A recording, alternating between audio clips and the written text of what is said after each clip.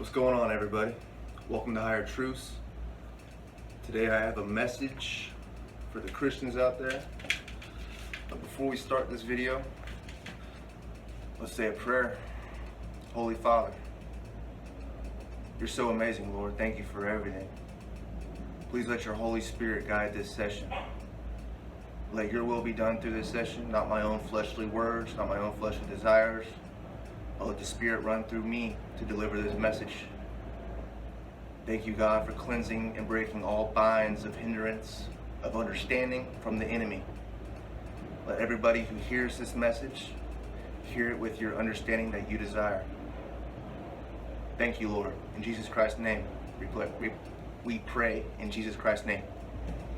Okay, so let us start this video. I want to read y'all 1 John. So open up your Bible to 1 John. I'm reading out of the Living Bible, reference edition, paraphrase. This is not the King James Version, but I've done many comparisons, and this is the Word of God. This is the message of God. You can read along in your own Bible, guys and girls. So let's start. Christ was alive when the world began, yet I myself had seen him with my own eyes and listened to him speak. I have touched him with my own hands. He is God's message of life. This one who is life from God has been shown to us, and we guarantee that we have seen him. I am speaking of Christ, who is eternal life. He was with the Father, and then he was with the Father, and then was shown to us. Again, I say, we are telling you about what we ourselves have actually seen and heard, so that you may share the fellowship and the joys we have with the Father and with Jesus Christ, his Son. And if you do as I say in this letter, then you too will be full of joy, and so will we. This is the message God has given us to pass on to you, that God is light, and in him is no darkness at all. So if we say we are his friends, but go on living in spiritual darkness and sin, we are lying. But if we are living in the light of God's presence, just as Christ does, then we have a wonderful fellowship and joy with each other. And the blood of Jesus, his Son, cleanses us from every sin. If we say that we have no sin, we are only fooling ourselves and refusing to accept the truth. But if we confess our sins to him, he can be depended on to forgive us and cleanse us from every wrong. And it is perfectly proper for God to do this for us, because Christ died to wash away our sins. If we claim we have not sinned, we are lying and calling God a liar, for he says we have all sinned.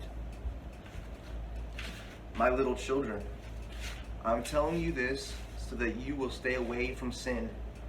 But if you sin, there is someone to plead for you before the Father. His name is Jesus Christ, the one who is all that is good and who pleases God completely. He is the one who took God's wrath against our sins upon himself and brought us into fellowship with God. And he is the forgiveness for our sins, and not only ours, but all of the world's. And how can we be sure that we belong to him? By really looking at ourselves. Are we really trying to do what he wants us to? Someone may say, I am a Christian. This part's really important. Someone may say, I am a Christian. I am on my way to heaven. I belong to Christ. But if he does not do what Christ tells him to do, he is a liar. That means if we're not obeying Christ and doing what Christ says, and you think you're going to heaven, you're not going to heaven. That's why Christ says, many will call upon him and he will say, be gone, you workers of iniquity. Most Christians are going to hell, guys. Be warned. But those who do what Christ tells them will learn to love God more and more. That is the way to know whether or not you are a Christian. Anyone who says he is a Christian should live as Christ did. That's 1 John 2:6. Dear brothers, I am not writing out a new rule for you to obey, For it is an old one that you have always had, right in your heart, right from the start. You have heard it all before, yet it is always new and works for you just as it did for Christ. And as we obey this commandment to love one another, the darkness in our lives disappears, and the new light of life in Christ shines on. Anyone who says he is walking in the light of Christ, but dislikes his fellow man, is still in the darkness. But whoever loves his fellow man is walking in the light, and can see his way without stumbling around in the darkness and sin. For he who dislikes his brother is wandering in spiritual darkness and doesn't know where he is going. For the darkness has made him blind so that he cannot see the way. God says that we must forgive everybody that has wronged us. If we can't forgive others, then God will not forgive us. Keep that in mind, guys. Forgive everybody. I am writing these things to all of you, my little children, because your sins have been forgiven in the name of Jesus our Savior. I am saying these things to you older men because you really know Christ, the one who has been alive from the beginning. And you young men, I am talking to you because you have won your battle with Satan. I am writing to you younger boys and girls because you too have learned to know God our Father. And so I say to you fathers who know the eternal God, and to you young men who are strong, with God's word in your hearts, and have won your struggles against Satan, stop loving this evil world and all that it offers you. For when you love these things, you show that you do not really love God. For all these worldly things, these evil desires, the craze for sex, the ambition to buy everything that appeals to you, and the pride that comes from wealth and importance, these are not from God. They are from this evil world itself. And this world is fading away, and these evil, forbidden things will go with it. But whoever keeps the will of the Father, but whoever keeps doing the will of God will live forever. As it's written, everything not built on Christ will be destroyed. So when people go around talking their worldly talks, talking about football game, talking about all these things, it's all going to be burned up anyways. It's all pointless. It's a waste of time. We have to spend all our time in the Word, worshiping the Lord Jesus. So the Bible says to stay in prayer constantly. It's supposed to be always on our mind. Dear children, this world's last hour has come. You have heard about the Antichrist who is coming, the one who is against Christ, and already many such persons have appeared. Now what does that say? Many such persons have appeared from the Antichrist. That shows that the Antichrist is not one person. You guys are waiting, I don't know for sure, but most people are waiting for one specific Antichrist to come. The Antichrist has been alive, guys. It's the spirit of anti-God. It's here amongst us. We're in the war already. We're going through the tribulations. The horsemen of Revelations have been released. The horse of pestilence, disease, war, World War I, World War II. This all happened in the last 100 years. Millions and millions of deaths. Unseen before, a whole world fighting. We are in the end times, guys. And if anyone tells you otherwise, they don't have the Holy Spirit guiding them. Many such persons have appeared. This makes us all more certain that the end of the world is near. These against Christ people used to be members of our churches, but they never really belonged with us, or else they would have stayed. When they left us, it all proved that they were not with us at all. Take a little quick tea sip. Thank you, Father.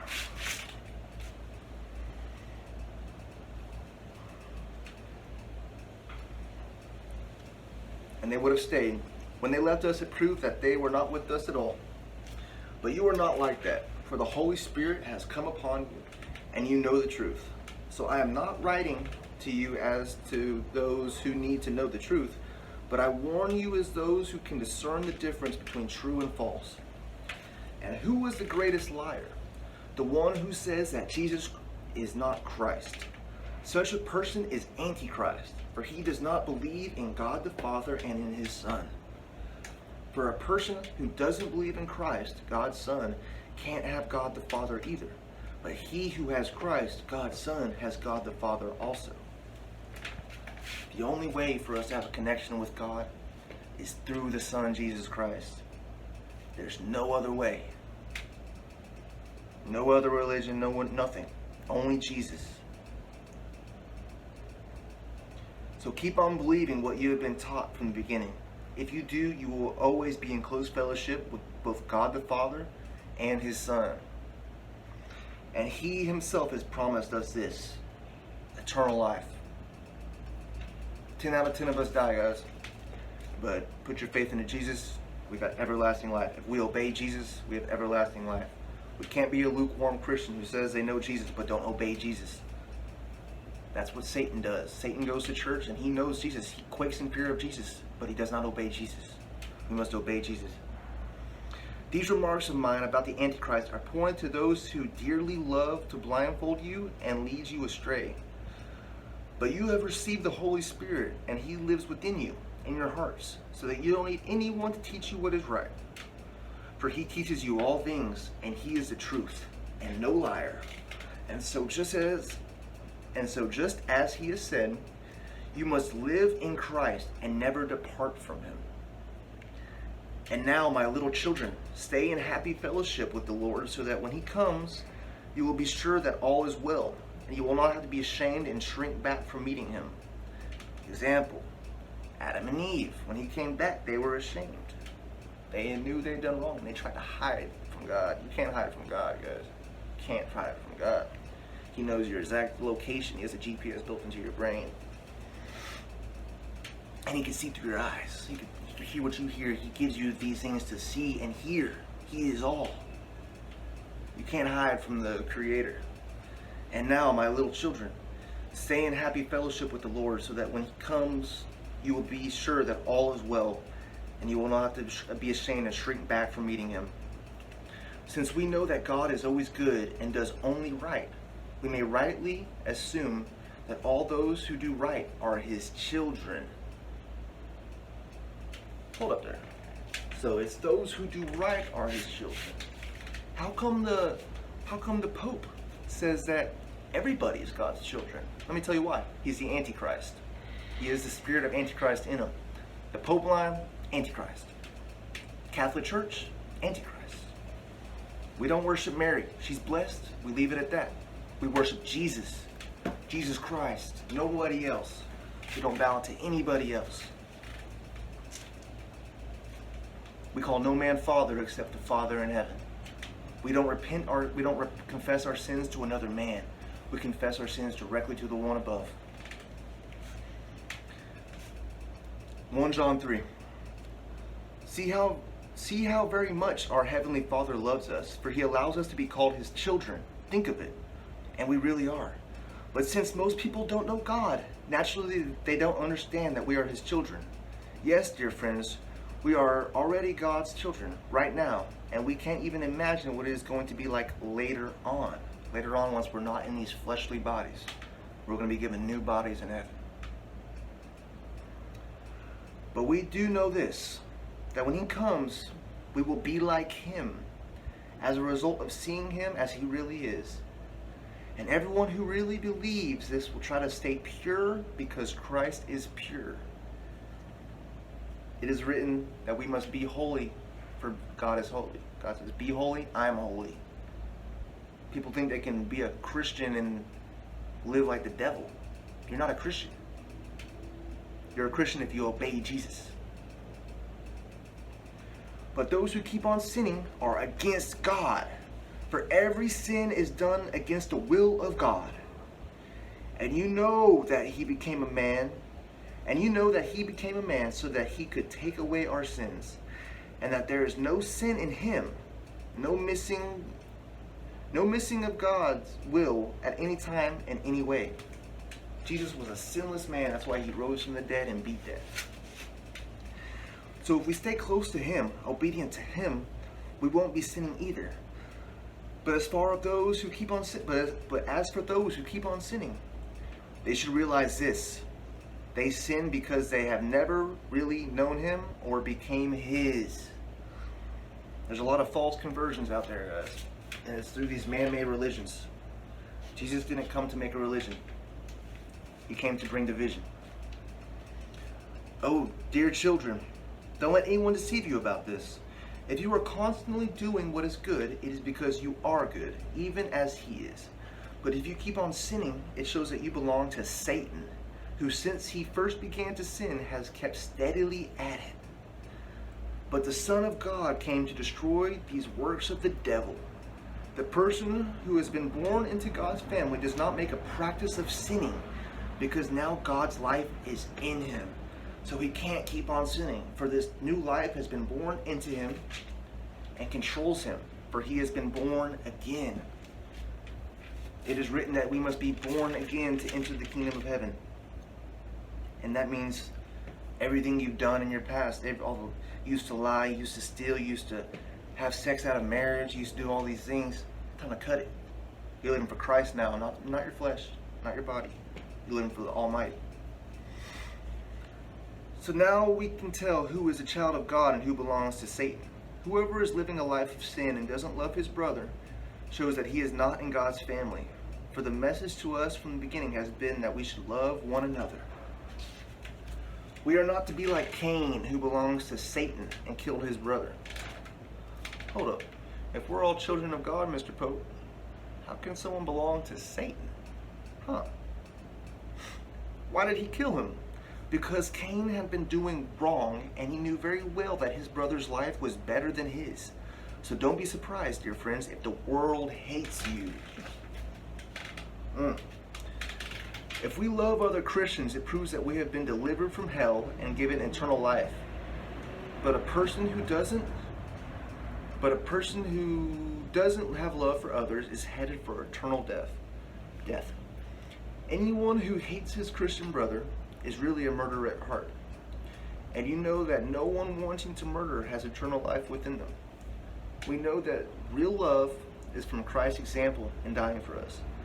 And so we also ought to lay down our lives for our Christian brothers. But if someone who is supposed to be a Christian has money enough to live well and sees a brother in need and won't help him, how can God's love be within him? Little children, let us stop saying that we love people. Let us really love them and show it by our actions.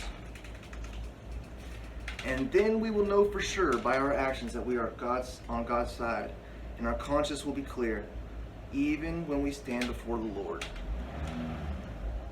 I want to thank you all for joining this quick little read out of 1 John. I hope you all have an amazing day, and stay in prayer and worship the Lord Jesus Christ. Leave a comment, subscribe, like, and share this video to someone you think would like to see this video. And I'll see you on the next one. Peace out.